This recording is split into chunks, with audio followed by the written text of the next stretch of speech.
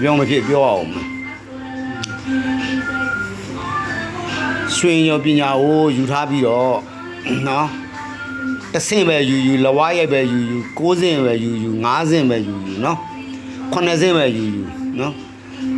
ဘာဖြစ်လဲဆိုတော့အရင်ဆုံးကျွန်တော်တို့ကပညာပေးတဲ့နေရာမှာပြောကဝေဒနာကိုဆရာလုပ်တဲ့လူကပြတ်ဖို့မလိုဘူးကာယကံရှင်ကပြောကပြတ်ဖို့လိုတယ်နော်လူပူးပဲဖြစ်ဖြစ်နော်ပညာသက်ဆက်ပဲဖြစ်ဖြစ်နော်ဒီနေ့ပြောကပဲဖြစ်ဖြစ်အပင်းပဲဖြစ်ဖြစ်ဗျာကာယကံရှင်ကိုယ်ကပျောက်ပါပြီကဲပါပြီမလိုချင်တော့ပါဘူးယောဂရှင်းပါပြီဆိုမှကျွန်တော်တို့ပညာပေးလို့ရပါတယ်နော်ဆရာကနေပြီးတော့ကာယကံရှင်မှာတန်တရားဝင်နေတယ်အဲ့ဒါကိုဆရာကနေပြီးတော့အားပြောက်သွားပြီရပြီခင်ဗျာပညာပေးလို့ရပြီဆိုပြီးတော့ဒီလိုလဲပေးလို့မရဘူးအဲ့လိုပေးလိုက်ရင်ကာယကံရှင်ကမပြတ်ရင်ပညာပေးပြီးတဲ့အခါမှာနော်လူဘူးပဲဖြစ်ဖြစ်တခြားပြောကဖြစ်ဝင်ဘူးနိုင်တယ်ဆိုတဲ့အကြောင်းတရားပေါ့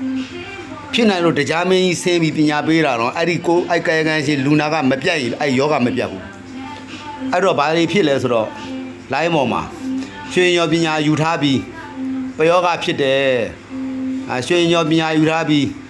ကျွန်တော်ကစုတ်တော်ပါကြီးဝင်ဘူးနေရပါတယ်เนาะကျွန်တော်ကเนาะ6ဆင်းဆရာကြီးဝင်ဘူးနေတယ်ပါတယ်ကျွန်တော်က5ဆင်းဆရာမပါကျွန်တော်ဝင်ဘူးနေပါတယ်ဆိုတာကြီးကဒါကလူကိုယ်တိုက်ကမပြတ်လို့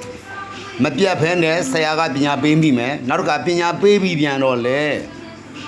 အဲ့ကာယကံရှင်ဝေဒနာရှင်ကပယောဂကိုဆွဲလန်းနေမယ်ဝေဒနာကိုဆွဲလန်းနေပဲဆိုရင်ဒီဝေဒနာမပြောက်ပါဘူးတရားမင်းဆင်းပေးလဲပြောင်းမှာမဟုတ်ဘူးเนาะဘယ်နမင်းနေလာပေးမပြောက်ဘူးဝိဇ္ဇာဘယ်ဝိဇ္ဇာပဲလာပြီးပေးမပြောက်ဘူးဟုတ်လားဒါကိုပြောချင်တာအဲ့တော့ကျွန်တော်တို့ဆရာတွေကဘာလို့ကျွန်တော်တို့အပြတ်ဖြတ်လဲဆိုရင်ကာယကံရှင်ကိုယ်၌ကမလိုချင်တော့ဘာကာယကံရှင်ကိုယ်၌ကယောဂဝေဒနာပျောက်ကင်းပါပြီလို့သူတို့ယုံကြည်စိတ်ချတာနဲ့ပြောလာတဲ့အချိန်ကိုကျွန်တော်တို့ကစောင့်ကြည့်ရပါတယ်เนาะနော်သိပါတယ်ဗျာတာကြီးစောင့်တာမလို့ပြောကကုပြီးတာနဲ့မျက်နှာကိုကြည်သွားတယ်တချို့ဆိုရင်နော်တချို့ဆိုမျက်နှာကြည်သွားတယ်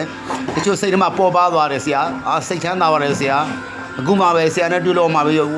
ပေါ်ပါလန်းလန်းဆန်းဖြစ်သွားတယ်ဆရာခေါင်းထဲမှာလည်းမကိုက်တော့ဘူးကြည်သွားပြီဆရာဆိုရင်သူတို့မျက်နှာကြည်ရင်သိတယ်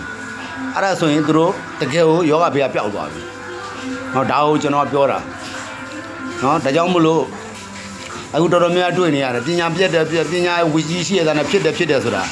အဲ့ဒါကာယကံရှင်ကိုယ်တိုက်ကမပြတ်လို့ဆိုတာဒါလေးကိုလာပြောပြတာနော်ဂိုင်းတော်နဲ့ပညာနဲ့ဘာမှမဆိုင်ဘူးတကယ်လို့ဖြစ်တယ်လို့တရားမီးကိုယ်တိုင်ဆင်းကူတောင်းအဲ့ဒီကာယကံရှင်ကိုယ်တိုက်ကယောဂဝေဒနာမပြတ်ရင်မပြောက်ပါဘူးလို့ဒါလေးကိုပြောချင်တာပါအားလုံးကျေးဇူးတင်ပါတယ်နော်